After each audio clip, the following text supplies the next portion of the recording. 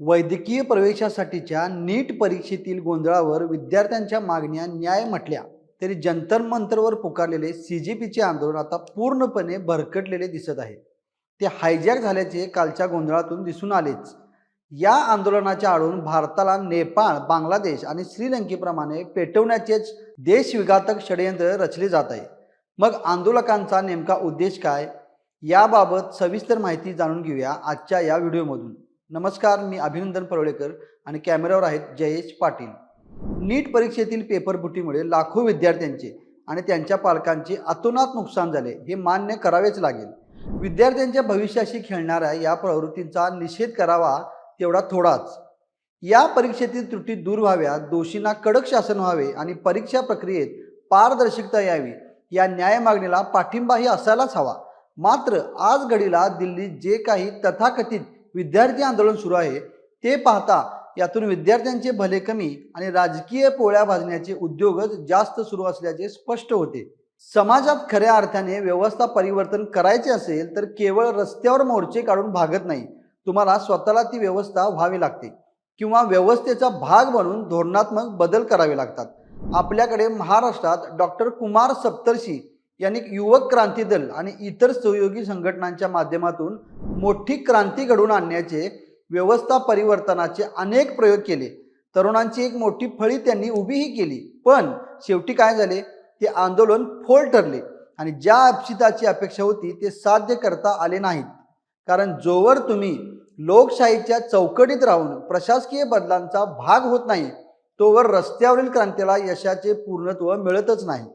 आज दिल्लीत जंतर मंतरवर जे काही सुरू आहे त्याची अवस्था ही यापेक्षा वेगळी नाही, किंबहुना ती अधिकच भयावह. या आंदोलनाचा चेहरा म्हणून जो अभिजित दिपके नावाचा कार्यकर्ता पुढे आला, त्याची राजकीय पार्श्वभूमी तपासली तर अनेक गोष्टींचा उलगडा इथे होतो. दिपके हा मूळचा आपचा कार्यकर्ता. उत्स्फूर्त आंदोलनाचा आव आणणाऱ्या दिपकेला दिल्लीत आंदोलन उभे करण्यासाठी पुन्हा एकदा आपनेच रसद पुरवली. त्यामुळे हे आंदोलन आता केजरीवाल आणि त्यांच्या आंदोलनजीवी कंपूच्या वैयक्तिक महत्वाकांक्षेचा आणि राजकीय नौटंकीचा एक भाग झालेले दिसते. विद्यार्थ्यांच्या खांद्यावर बंदूक ठेवून केजरीवालांना आपला राजकीय स्वार्थ साधायचा आहे, हे कालच्या आंदोलनाने अधिक स्पष्ट केले. अशा या आंदोलनाचे विदारक सत्य हेच की हे आंदोलन आता पूर्णपणे हायजॅक झाले आहे. अण्णा हजारे यांच्या उपोषणाचा वापर जसा केजरीवालांनी आपल्या राजकीय स्वार्थासाठी केला, त्याचीच ही पुनरावृत्ती. विद्यार्थ्यांचे आंदोलन म्हणून सुरू झालेल्या या झुळांच्या मंचावर आता कोण कोण हजेरी लावत आहे हे पाहिले की या आंदोलनाची भरकटलेली दिशा दिसून येते. या मंचावर हिंदू धर्मद्वेष्टे, कट्टरपंथी मुस्लिम संघटना, तथाकथित शेतकरी संघटना, डाव्या संघटनांचे कार्यकर्ते आणि अगदी LGBTQ समुदायाचे झेंडे घेऊन फिरणारेही जमा झाले.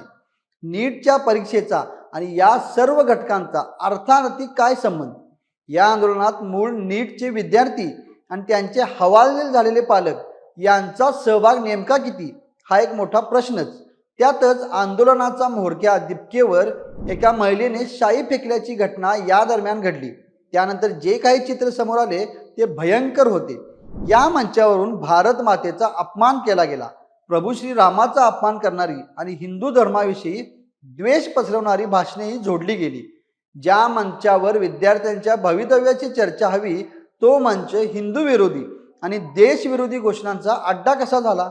यावरूनच हे आंदोलन विद्यार्थ्यांचे राहिलेले नसून निव्वळ मोदी विरोधी गटाचे आणि देशविघातक शक्तींचे एक सामायिक व्यासपीठ ठरले आहे, हे निश्चित.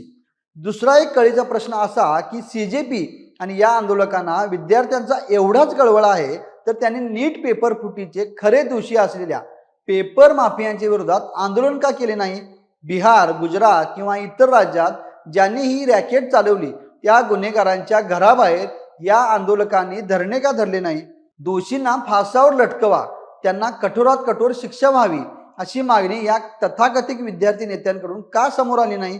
याचाच अर्थ स्पष्ट आहे की त्यांना गुन्हेगारांना शिक्षा होण्याची काहीही देणे घेणे नाही. त्यांना केवळ देशात अराजकता निर्माण करायचे. कारण केजरीवाल आणि कंपनी म्हणजेच अराजकता असे साधे सरळ समीकरण. याच राजकीय गोंधळात काँग्रेसचे नेते राहुल गांधी यांची भूमिका ही अत्यंत हास्यास्पदच अशीच. नरेंद्र मोदी हे आजवरचे सर्वात तरुण विरोधी पंतप्रधान असल्याची बालिश टिप्पणी राहुल गांधींनी केली. पण राहुल गांधींना तरुणांची एवढी चिंता आहे तर ते स्वतः या आंदोलनस्थळी का गेले नाहीत?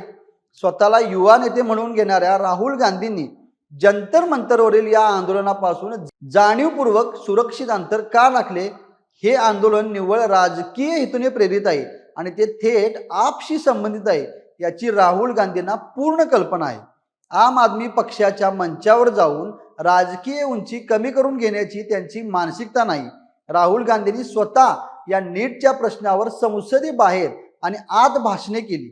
मात्र देशातील तरुणांनी त्यांना थंड प्रतिसाद दिला, कारण तरुणांनाही काँग्रेसच्या ढोंगीपणा चांगल्या प्रकारे समजतो.